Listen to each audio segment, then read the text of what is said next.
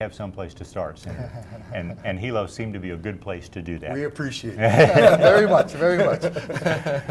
But it was always intended as something that we could export to other areas of the state. So with our success, we will ultimately export this to Kauai and Maui and some of the other islands as we have capacity to do those things. Great. The one thing to mention and remember is that once you have a base, the home, the medical home, the home base of primary care doctors, you build on that from there with subspecialist care.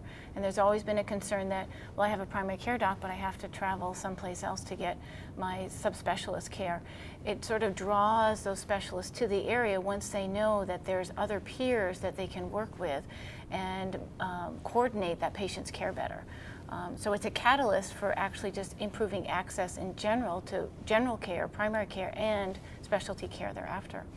I would even add that having a vibrant training program in any community on our Big Island also lends a lot of credibility to the medical community, and it makes it easier to say to young docs, whether they're a neurologist or a surgeon or what have you, that they know that there's activity. It brings state-of-the-art care. We see the new evidence-based medicine coming in, being taught to our residents, to our new doctors. So it's not just good for our patients, but it's good for our doctor community.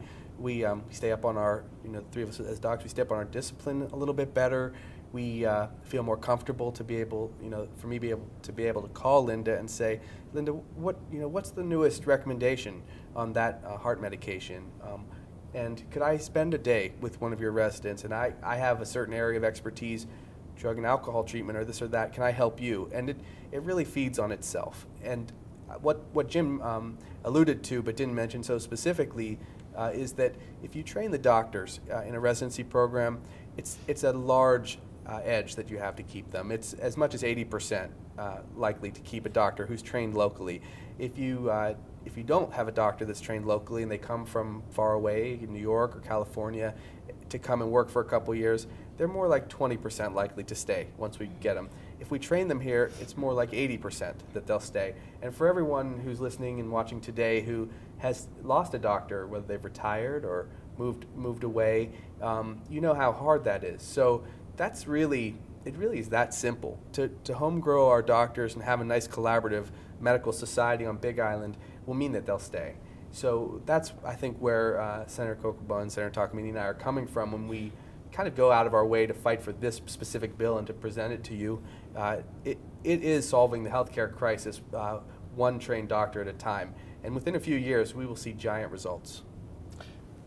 Along those lines, getting into med school is sort of the beginning of that whole training program that ends in a residency program like this.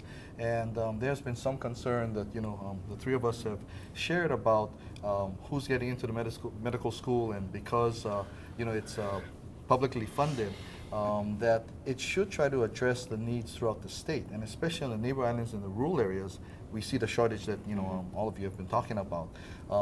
So maybe would you be able to touch upon how does that play into, I guess, having enough residents who might then be able to participate on the Big Island, and hopefully, decide to establish their practices there.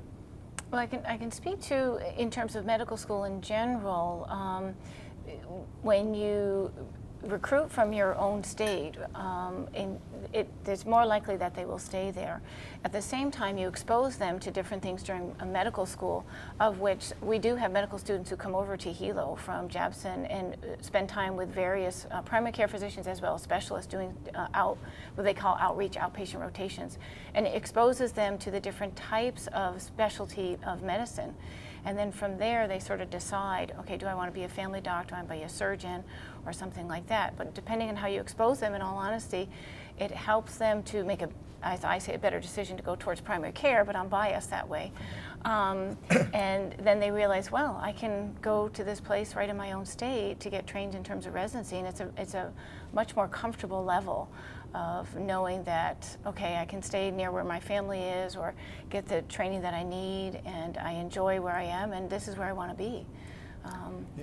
Another aspect that I thought was very interesting, I read in a recent Johnny Burns School of Medicine newsletter that, in fact, 3 physicians born and raised on the Big Island, Drs. Ka'avaloa, Dr. Hudak, and Dr. Arkaki, residents students grew up in the public school system, went away to JABSOM, got their degrees, but now they're back in our community working.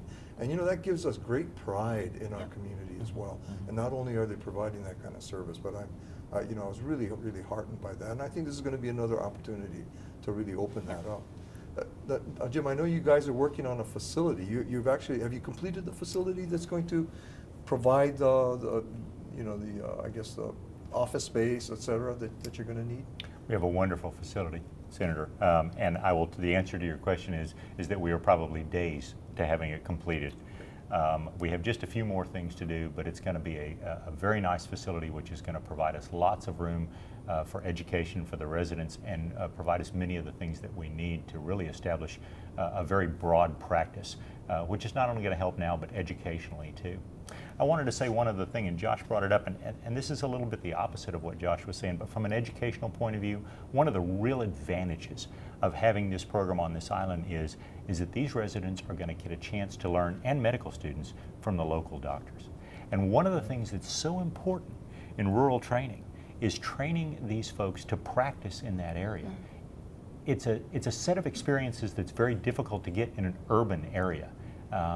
Rural practice is different. So the opportunity from our point of view of being able to use doctors like Lynda and Josh to help us with the training of these residents not only makes their education so much more broad, but also again gives us the chance to train them so that they're comfortable in a setting where we hope they'll settle. Terrific. Yeah.